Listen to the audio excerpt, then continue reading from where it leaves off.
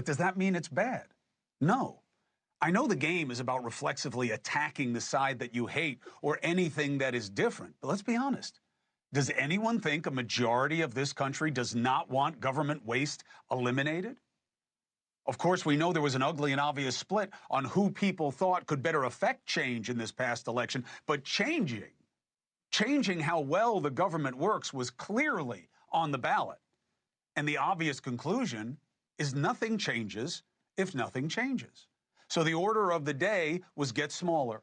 And Trump did his part directing government agencies to let Musk and his minions in to work on reducing the side of federal government by reducing certain expenditures and workforce. For example, they can only hire one employee for every 4 who leaves government. The problem for me in the room wasn't Musk or even the man seated quietly at the desk, but some of the pushback from the media, which really seemed to be a defense of the status quo. And the Democrats acting the fool outside and online about every attempt at change being made by Musk and Trump.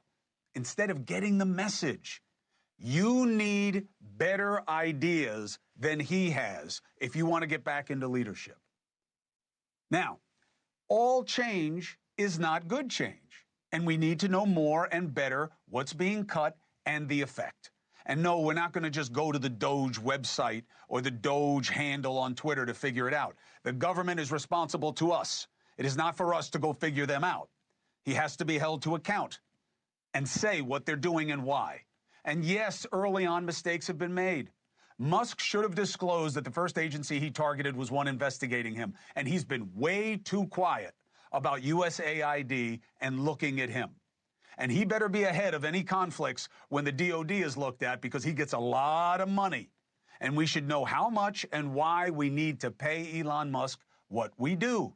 And yes, he has made mistakes in what he is cutting and how he explains it. And there are legitimate questions of overreach that the courts should decide. But that doesn't mean that the overall effort should be abandoned, as some media seem to think.